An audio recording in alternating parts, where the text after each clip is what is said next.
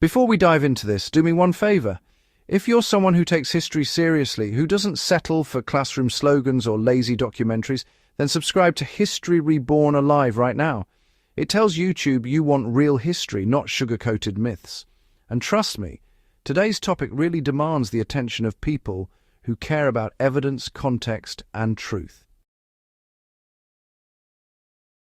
Now, let's get something straight. History is full of lies, not innocent mistakes, and I mean deliberate distortions, national myths, propaganda campaigns, and oversimplifications repeated so often that they became facts.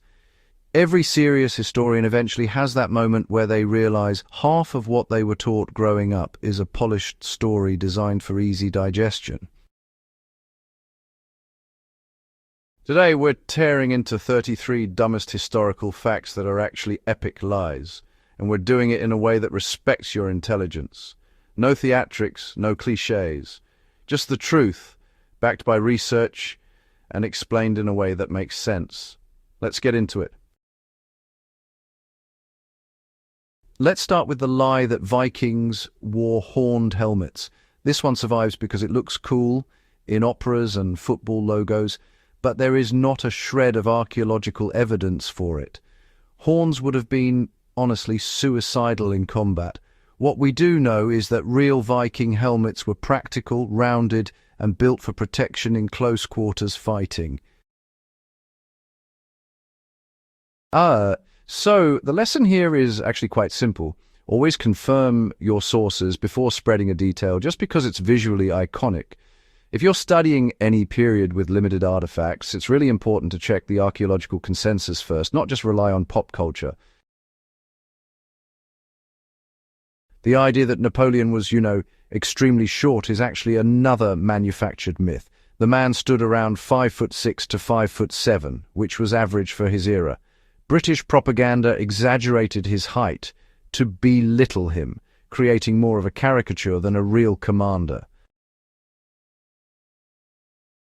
When you examine primary sources from his officers, his height never appears as a meaningful trait because, well, it simply wasn't. This teaches researchers to analyze who actually benefits from a particular narrative. Whenever you see a claim that humiliates or dehumanizes an enemy leader, well, you should assume it's propaganda until proven otherwise. Christopher Columbus did not believe the Earth was flat. Not only did educated Europeans already know the Earth was round, but, sailors actually used this understanding to navigate. The real dispute was about the size of the Earth, which honestly Columbus got dramatically wrong.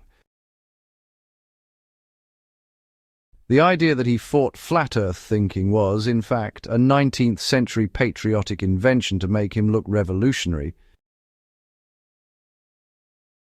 When you study explorers, always distinguish between what they actually believed and the national stories built around them centuries later. Marie Antoinette never said, "Let them eat cake." The phrase actually predates her by decades. French philosophers used it satirically to criticize arrogance, and, well, later writers pinned it on her because she made an easy symbol of monarchy. This is a perfect example of how emotional storytelling replaces fact.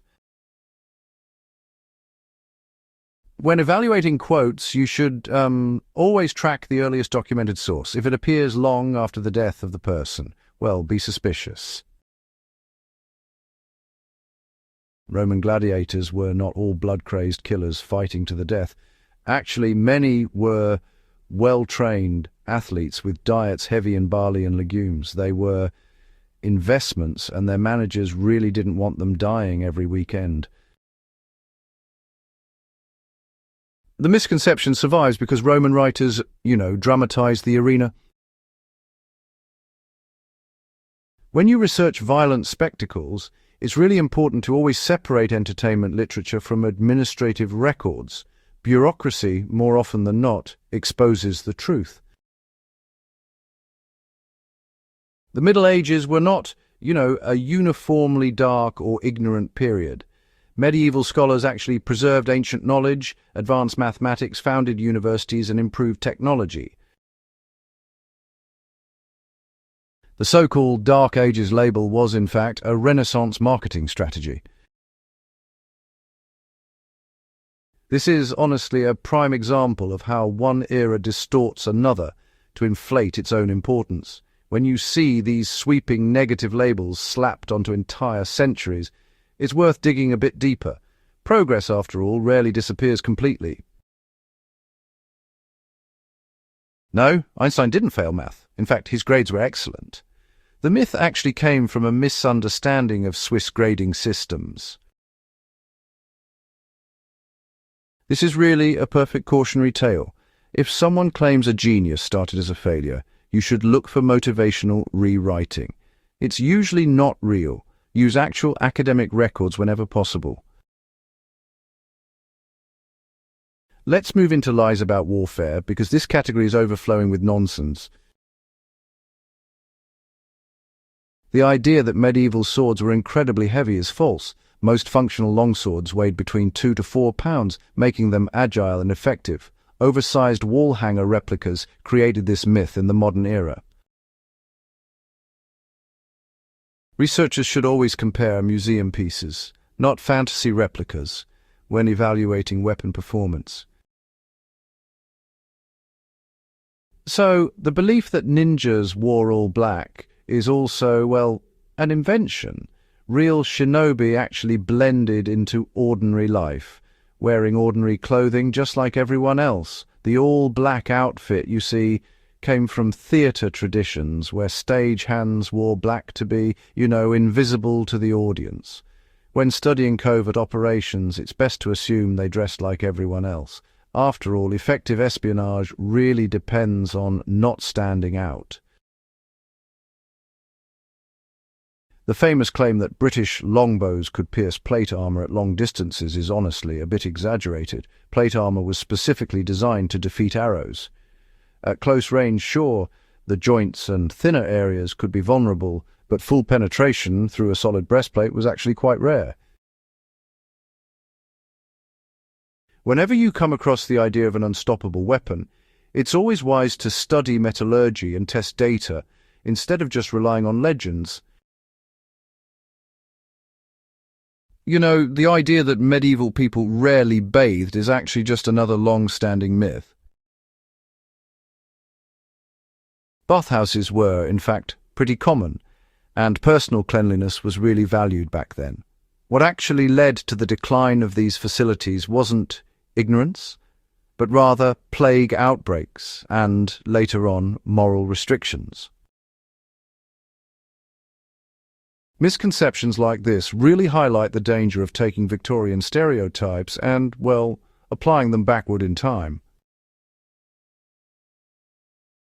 Now we reach the category of myths created by nationalism. George Washington's wooden teeth were not wood. They were made from ivory, metal, and sometimes even human teeth.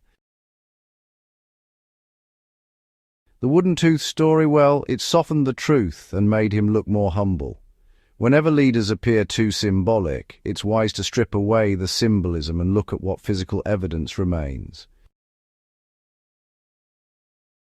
The claim that everyone in the American colonies opposed Britain is frankly false.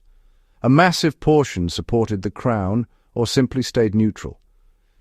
Unity is often exaggerated in hindsight to clean up messy political realities. If you want clarity, study tax records, local letters, and property disputes. They reveal the divided nature of societies in conflict.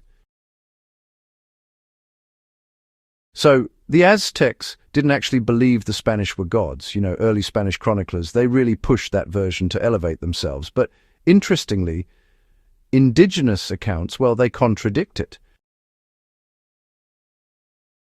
When two sides tell conflicting stories, it's best to prioritize the one not written to glorify the author. Pirates didn't bury treasure, not really. They spent it quickly, mostly on food, equipment, and, honestly, entertainment. The whole idea of buried treasure only became a literary device after Stevenson's Treasure Island. When a behavior makes no economic sense, it's best to assume fiction until it's actually verified.